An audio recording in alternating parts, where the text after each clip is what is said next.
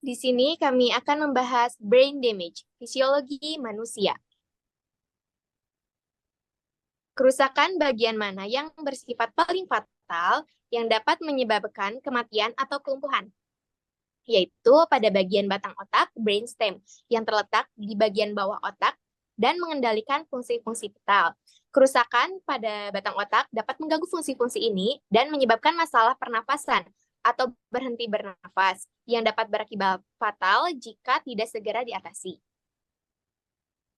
Yang kedua, kerusakan pada bagian mana yang menyebabkan perubahan perilaku dan emosi yang paling signifikan, yaitu pada bagian amigdala yang terletak di tengah otak, yaitu area otak yang bertanggung jawab untuk mendefinisikan dan mengendalikan emosi. Nah, umumnya reaksi ini terjadi ketika seseorang stres tidak mampu mengatur emosinya, atau biasa disebut amigdala hijack. Lalu yang ketiga, kerusakan pada bagian mana yang masih memungkinkan orang tersebut untuk mempelajari suatu pengetahuan, yaitu di otak kiri. Otak kiri dapat berpikir secara logis dan analitis. Otak kiri masih bisa menerima pengetahuan dan wawasan. Mereka yang mengalami kerusakan pada otak kiri lebih mudah mengalami apasia, yaitu kesulitan untuk menyebutkan sesuatu dalam bahasa. Adapun penyebabnya, yang pertama terjadi ketika adanya pukulan keras di bagian kepala, yang kedua terjadinya kecelakaan, dan yang ketiga melakukan aktivitas fisik yang beresiko tinggi.